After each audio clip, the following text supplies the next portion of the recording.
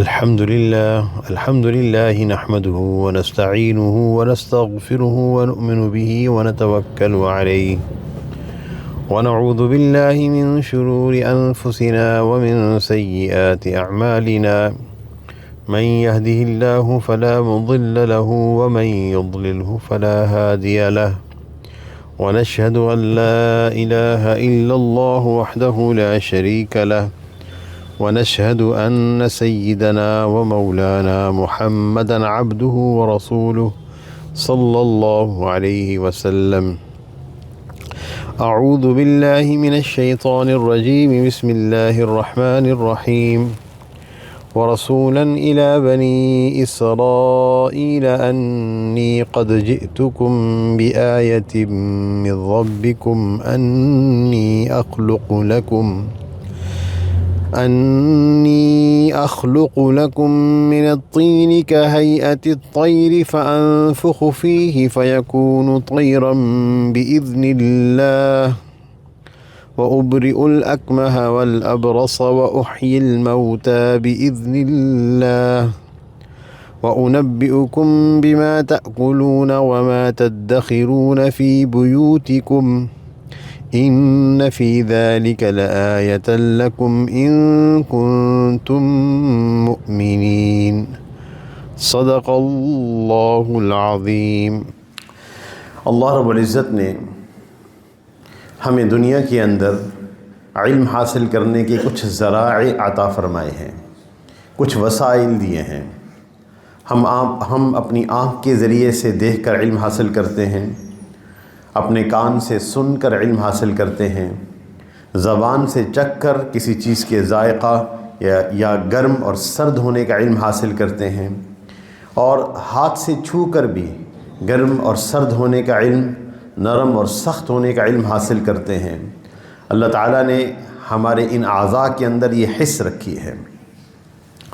لیکن یہ سارے ذرائع اور وسائل ایک حد تک کام دیتے ہیں.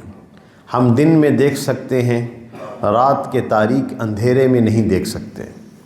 قریب کی چیز کو دیکھ سکتے ہیں، بہت زیادہ دور کی چیز کو نہیں دیکھ سکتے. بہت زیادہ باریک چیز، دقیق چیز کو بھی نہیں دیکھ سکتے. اسی طرح سننے کا معاملہ ہے، اس کی بھی حدود ہیں. ہم ایک حد تک سن سکتے ہیں، دور کی آواز نہیں سن سکتے، اور کوئی اوٹ اور آڑ میں ہو اس کو بھی نہیں سن سکتے. اسی طرح اللہ تعالیٰ نے ہمیں ایک ذریعہ عقل بھی دیا ہے، جس کے ذریعے سے ہم سوچتے ہیں اور علم حاصل کرتے ہیں.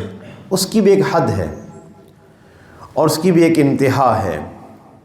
اس کی حد اور انتہا کے بعد جس علم کا آغاز ہوتا ہے اس کو علم وحی کہتے ہیں، جو آسمانوں سے اترنے والا علم کہلاتا ہے. اللہ جل شانہ نے اس کے لیے انبیاء علیہم السلام کو مبعوث فرمایا. چونکہ انسان خواہشات کا مادہ اور جذبہ بھی اپنے اندر رکھتا ہے، اور عقل اور شعور بھی رکھتا ہے، ایسا عقل و شعور جس کی وجہ سے وہ تمام مخلوقات سے ممتاز ہے. اور پھر شیطانی غلبہ بھی اس پر سوار رہتا ہے، جس کی وجہ سے بہت سارے انسانوں نے انبیاء علیہم السلام کا انکار کیا ہے، ان کی نبوت کا انکار کیا، ان کے مبعوث ہونے کا انکار کیا. تو اللہ تعالیٰ کی سنت یہ رہی ہے کہ انبیاء علیہم السلام کے ساتھ معجزات کا ظہور ہوتا تھا. معجزہ اعجاز سے ہے، جس کا معنی ہوتا ہے عاجز کرنے والا. اللہ تعالیٰ اپنے نبی کی صداقت کے لیے اپنے حکم اور امر سے ایسا فعل ظاہر کرتے تھے کہ اس وقت کی ساری انسانیت عاجز ہوتی تھی کہ ایسا کر سکے، اور انسانوں کی قدرت اور رسائی میں وہ چیز نہیں ہوتی تھی. دوسری بات اللہ تعالیٰ کی سنت رہی ہے، جس چیز کا زور جس زمانے میں ہوتا تھا اللہ رب العزت معجزہ اس کے مطابق ظاہر کرتے تھے. جیسا کہ حضرت موسیٰ علیہ السلام کے زمانے میں سحر کا زور تھا، جادو کا زور تھا، اور بادشاہ باقاعدہ جادوگروں کے لشکر رکھتے تھے، اور جادو کے ذریعے سے اپنے مد مقابل کو ہرایا جاتا تھا، حریف کو ہرایا جاتا تھا جنگ کے دوران. تو ہمیشہ اپنی سلطنت کو جادو کے سہارے سے چلانے کی کوشش کرتے تھے. تو اسی اسنا میں حضرت موسیٰ علیہ السلام کا ظہور ہوتا ہے، اور وہ وہ نبوت کے ساتھ، نبوت کی شان کے ساتھ مبعوث ہوئے اور معجزات کا ظہور ان کے ساتھ ہوا۔ ان کا معجزہ ان کے جادوگروں کے جادو سے ملتا جلتا ضرور تھا، لیکن معجزہ اور جادو میں فرق ہوتا ہے۔ جادو میں سبب ہوتا ہے، کوئی وجہ ہوتی ہے، درمیان میں کوئی سبب ہوتا ہے، چاہے وہ جن ہو، چاہے وہ مخصوص کلمات کا اثر ہو، یا اس کے درمیان کوئی سبب ہو، وہ مخفی ہوتا ہے۔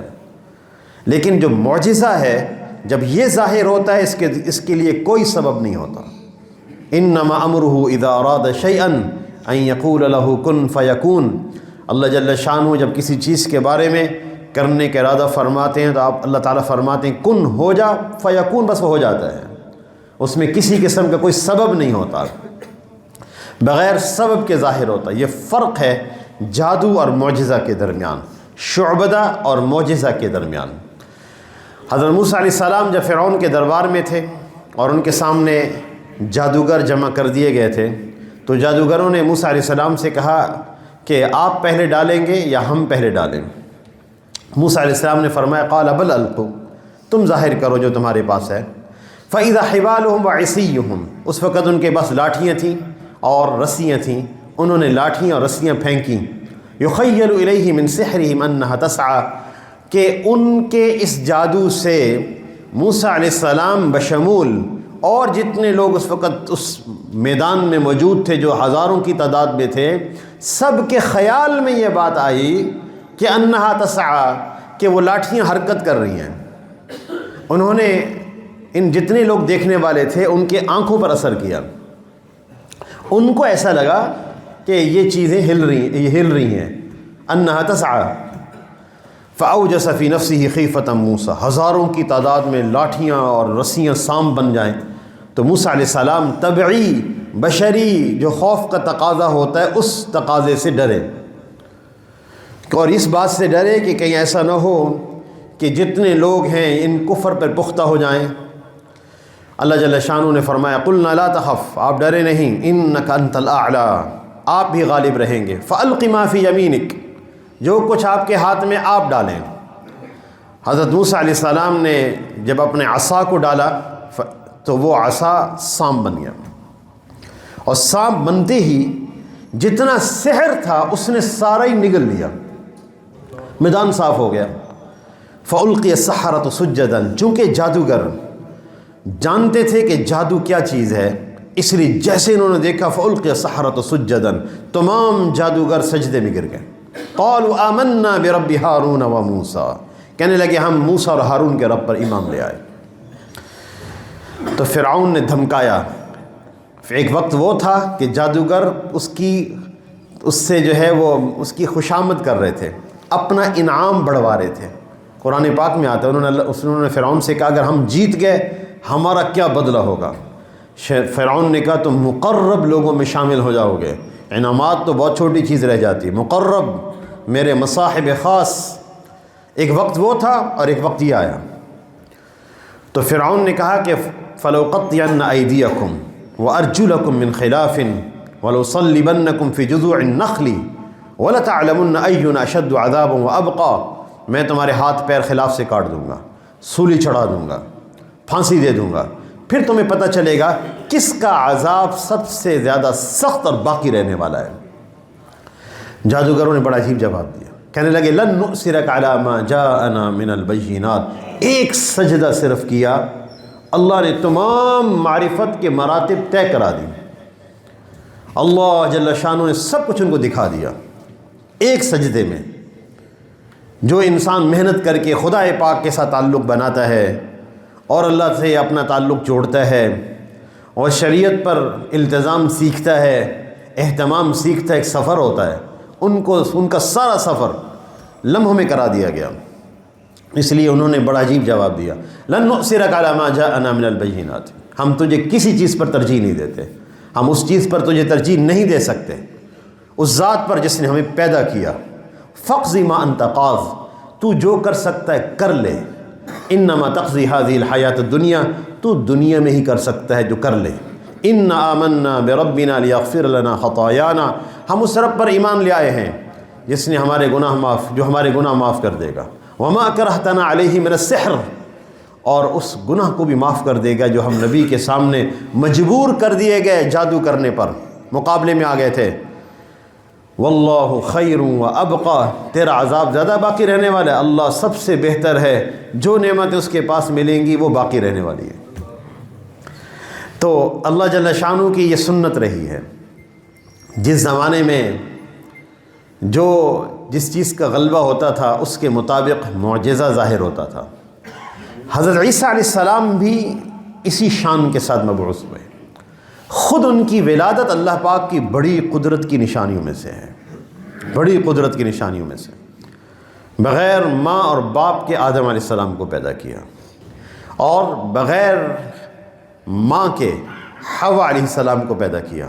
اب ایک ہی صورت باقی رہ گئی تھی کہ بغیر باپ کے اللہ پیدا کرے، تو اللہ جل شانہ نے حضرت مریم کا انتخاب فرمایا علیہ السلام، واللتی احسنت فرجہا، جن کے بارے میں آتا ہے کہ اپنے صدر کی خوب حفاظت کرنے والی، اور بچپن ہی میں ان کے اوپر اللہ تعالیٰ کی قدرتیں ظاہر ہونے لگ گئی تھیں۔ حضرت زکریا علیہ السلام کی کفالت میں تھیں، اور وہ ان کو محراب میں چھوڑ کے جاتے تھے، دروازہ بند کر کے جاتے تھے، اور خود ہی آ کے کھولتے تھے۔ تو جب بھی کھولتے تو طرح طرح کے انواع قسم کے پھل ان کے پاس ہوتے تھے۔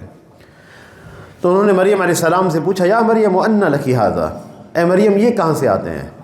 تو انہوں نے جواب دیا، قالت ہوا من فضل اللہ، یہ اللہ کا فضل ہے، ان اللہ یرزق من یشاء بغیر حساب، اللہ تعالیٰ جس کو چاہیں بغیر حساب کتاب کے عطا فرماتے ہیں۔ حضرت عیسیٰ علیہ السلام کی ولادت خود اللہ تعالیٰ کا ایک بہت بڑا معجزہ اور قدرت کا ظہور ہے۔ حضرت جبریل علیہ السلام مریم علیہ السلام کے پاس آتے ہیں، اور پھر مکالمہ ہوتا ہے، اور وہ کہتی ہیں کہ ان لکی ھذا، یہ کیسے ہوگا، کس طرح ہو سکے گا؟ ان لی غلام ولم یمسسنی بشر، مجھے کسی مرد نے نہیں چھوا، ولم اک بغیہ، میں کوئی بد کردار بھی نہیں ہوں۔ قال کذالک، جبریل علیہ السلام نے فرمایا ایسے ہی ہو جائے گا۔ قال ربک هو علی ہین، تیرا رب کہتا ہے مجھ پر بڑا آسان ہے یہ کیسا کرنا۔ وَلِنَجْعَلَهُ آیَةً لِلنَّاسِ، ہم ان کو اپنی قدرت کی نشانیوں میں سے بنائیں گے۔ وَرَحْمَةً مِنَّا، عیسیٰ علیہ السلام ہماری مہربانی کا اظہار بھی ہوں گے۔ وَكَانَ أَمْرًا مَقْضِيًّا، اور یہ بھی سن لیں یہ ہو کے رہے گا۔ فَحَمَلَتْهُ، بس جبرائیل علیہ السلام نے پھونک ماری تو حمل ٹھہر گیا۔ تو اسی طرح گود میں جب ولادت ہو گئی تو گود میں اٹھائے ہوئے اپنی قوم کے پاس واپس آئیں، تو قوم نے برا بھلا کہا، اور انہوں نے کہا، اے ہارون کی بہن، تو نے یہ کیا حرکت کی؟ ماں کانت امو کی بغیہ، تیری ماں بد کردار نہیں تھی، تیرا باپ برا نہیں تھا، یہ کیا حرکت کی؟ فاشارت الیہ، مریم علیہ السلام نے عیسیٰ علیہ السلام کی طرف اشارہ کیا، وہ گود میں تھے، دودھ پی رہے تھے، کروٹ لے کے بیٹھ گیا، کہنے لگے، قال انی عبد اللہ، میں اللہ کا بندہ ہوں، آتانی الکتاب، اللہ نے مجھے کتاب دی ہے، یعنی اس کا مطلب ہے دینے والے۔ تو اللہ جل شانہ نے اپنی قدرت کا اظہار عیسیٰ علیہ السلام پہ ان کی پیدائش کے وقت ظاہر فرمایا، اور جب نبوت عطا فرمائی تو یہود سب سے بڑی مخالفت کرنے والے تھے، تو اللہ تعالیٰ نے ان کو معجزہ عطا فرمایا۔ وہ معجزہ اس زمانے کے حالات کے عین مناسب تھا، میڈیکل سائنس، علم طب کا بڑا زور تھا، تو عیسیٰ علیہ السلام کے ساتھ وہ معجزے ظاہر ہوئے جس سے میڈیکل سائنس، علم طب عاجز ہے، کیسا معجزہ ظاہر کر سکے۔ حضرت عیسیٰ علیہ السلام پر معجزہ کا اظہار یہ تھا، انی قد جئتکم بآیۃ من ربکم، میں تمہارے پاس اللہ کی نشانیاں لے کر آیا ہوں۔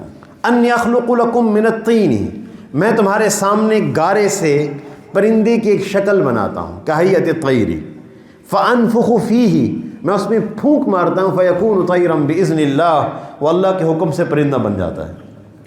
اور واحیی الموتى، اور فرمایا کہ وَأُبْرِئُ الْأَكْمَحَ وَالْأَبْرَصَ، مادر ذات نبینا، ہاتھ بسم اللہ پڑھ کے ہاتھ پھیرتے وہ بینا ہو جاتا۔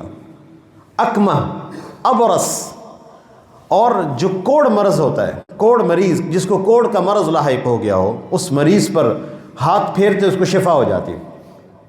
اور اس سے بڑھ کر وہ احیی الموتى باذن اللہ، میں مردوں کو اللہ کے حکم سے زندہ کر دیتا ہوں۔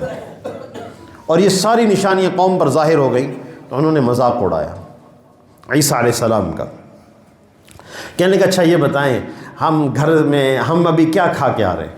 سبحان اللہ، ابھی ہمارے گھر میں کیا کھانا بچا ہوا ہے اور ہم کھانا گھر سے کیا کھا کے آئے ہیں، یہ بتائیں۔ اتنے بڑے معجزات کا ظہور ہو گیا تھا۔ کہتے نہیں بس پہلے یہ بتائیں ہمیں ہم نے گھر میں کیا چھوڑا اور کھانا ہم کیا کھا کر آئے۔ وَأُنَبِّئُكُم بِمَا تَأْكُلُونَ وَمَا تَدَّخِرُونَ، میں تمہیں یہ بھی بتا دیتا ہوں کہ تم کیا کھا کر آئے ہو اور کیا چھوڑ کر آئے ہو۔ إِنَّ فِي ذَلِكَ لَآيَةً لَكُمْ، یہ اللہ تعالیٰ کی بڑی قدرت کی نشانیوں میں سے ہے اگر تم ایمان لانے والے بنو۔ حضرت عیسیٰ علیہ السلام کا یہ معجزہ اور پھر ایک معجزہ امت محمدیہ صلی اللہ علیہ وسلم بھی دیکھے گی۔ وہ کیا ہے؟ حضرت عیسیٰ علیہ السلام کو سولی نہیں چڑھائی گئی، وہ مرے نہیں ہیں۔ وما قتلوہ، ان کو کسی نے قتل نہیں کیا۔ وما صلبوہ، وہ سولی نہیں چڑھائے گئے۔ ولکن شبہ لہم، لیکن ان کا معاملہ مشتبہ کر دیا گیا۔ جس گھر کے اندر قید تھے اور گھیرے میں لیا ہوا تھا یہود نے، تو ایک آدمی جو اندر خبر لینے کے واسطے داخل ہوا تو اس کی صورت عیسیٰ علیہ السلام جیسی کر دی گئی۔ جب واپس باہر نکلا تو لوگوں کو یہ خبر دیتا تھا اندر کوئی نہیں ہے، لوگوں نے اسی کو پکڑ کے سولی چڑھا دیا کہ تو ہی عیسیٰ علیہ السلام ہے۔ تو حضرت عیسیٰ علیہ السلام کو اللہ نے محفوظ رکھا۔ وما قتلوہ، ان کو کسی نے قتل نہیں کیا۔ وما صلبوہ، وہ سولی نہیں چڑھائے گئے۔ ولکن شبہ لہم وان الذین اختلفوا فیہ لفی شک منہ ما لہم بہ من علم الا اتباع الظن، یہ جتنے لوگ یہ باتیں کرتے ہیں کہ عیسیٰ علیہ السلام فوت ہو گئے اور یہ ظن کے پیچھے لگے ہوئے ہیں، وما قتلوہ یقیناً، وہ یقیناً قتل نہیں کیے گئے، بل رفعہ اللہ الیہ، وہ اللہ کی طرف بلند ہو گئے ہیں۔ اس لیے حضرت عیسیٰ علیہ السلام دجال کے زمانے میں تشریف لائیں گے اور دمشق میں ان کا نزول ہے، اور فجر کی نماز کے وقت جب نماز کی تیاری ہو چکی ہوگی اور حضرت امام مہدی علیہ السلام امامت کے لیے کھڑے ہوں گے، تکبیر کہی جا چکی ہوگی تو حضرت عیسیٰ علیہ السلام کا نزول ہوگا۔ امام پیچھے ہٹنا چاہے گا، اشارے سے منع فرمائیں گے کہ تم امامت کراؤ۔ اس کے بعد کی امامت عیسیٰ علیہ السلام کی ہوگی۔ حضرت عیسیٰ علیہ السلام کا معجزہ اس وقت یہ ظاہر ہوگا کہ حضرت عیسیٰ علیہ السلام سانس لیں گے، حدیث میں آتا ہے اس وقت دنیا میں جہاں جس جگہ کوئی کافر ہوگا حضرت عیسیٰ علیہ السلام کا سانس پہنچے گا وہی مر جائے گا، اور دجال ان کو دیکھ کر پانی کی طرح نمک کی طرح پگھلنے لگے گا، اور دجال کو حضرت عیسیٰ علیہ السلام خود اپنے ہاتھ سے قتل کریں گے، اور وہ دنیا میں آئیں گے، شادی کریں گے، اولاد ہوگی، اور پھر رسول اللہ صلی اللہ علیہ وسلم نے فرمایا وہ میرے ساتھ دفن ہوں گے، انتقال ہوگا، پھر ہم کل قیامت کے دن وہ میرے ساتھ ہی جنت البقیع میں کل قیامت والے دن میں قیامت کے وقوع کے وقت، حشر کے وقت وہ میرے ساتھ میرے حجرہ سے یا میرے روضہ سے اٹھیں گے۔ آپ صلی اللہ علیہ وسلم کو بھی معجزات دیے گئے، ایسے معجزات کہ قیامت تک کے آنے والے انسان اس سے عاجز ہیں۔ صرف ایک معجزے کا ذکر کر کے بات مکمل کر دی جائے، چونکہ نبی صلی اللہ علیہ وسلم خاتم النبیین ہیں اور آپ کے بعد کوئی نبی آنے والا نہیں، لہٰذا آپ کو جو معجزہ دیا گیا ہے، چونکہ ایسا زمانہ آ رہا تھا جو تحقیق تالیف کے اندر مہارت رکھتے ہیں، اور ان کی کتابیں بتاتی ہیں کہ تحریر ان کی تقریر کا کیا کام ہے، تو اللہ جل شانہ نے ایک معجزہ ظاہر فرمایا اور قیامت تک انسانوں کے لیے چیلنج کر دیا، وَإِن كُنتُمْ فِي رَيْبٍ مِّمَّا نَزَّلْنَا عَلَىٰ عَبْدِنَا، جو قرآن ہم نے اپنے بندے پہ نازل کیا ہے، فَأْتُوا بِسُورَةٍ مِّن مِّثْلِهِ، تم اس جیسی ایک صورت بنا کر دکھا دو۔ تمہارے پاس بہت طاقتیں جمع ہو گئیں۔ وَادْعُوا شُهَدَاءَكُمْ، تمہارے پاس تب تو چیٹ جی پی ٹی بھی ہے اور اے آئی کی پاورز تمہارے پاس ہیں، ساری کتابیں تم ادب کی ڈالو اس کی پیٹ کے اندر، جو تم ڈالتے ہو ساری کتابیں، اور پھر اس سے کہہ دو، چلے انسان سارے جمع نہیں ہو سکتے، اسی سے کہہ دو کہ ایک آیت اس کی مثل لا کے دکھا دیں۔ تو وَادْعُوا شُهَدَاءَكُم مِّن دُونِ اللَّهِ إِن كُنتُمْ صَادِقِينَ فَإِن لَّمْ تَفْعَلُوا، تم ایسا نہیں کر سکتے، وَلَن تَفْعَلُوا، اور ہرگز ایسا نہیں کر سکو گے۔ یہ معجزہ ہے قرآن پاک کا قیامت تک کے لیے۔ تو اللہ جل شانہ انبیاء علیہ السلام پر اپنے معجزات کا ظہور فرماتے ہیں، اور معجزہ کہتے ہیں عاجز کرنے والا، کہ انسانیت اس کی مثل لانے پر عاجز ہو جاتی ہے، تاکہ اپنے نبی پر اور ان کی نبوت پر صداقت میں بھی اضافہ ہو اور ایمان میں بھی اضافہ ہو۔ اللہ تعالیٰ سے دعا ہے کہ اللہ ہم سب کو عمل کی توفیق عطا فرمائے۔ وآخر دعوانا ان الحمد للہ رب العالمین۔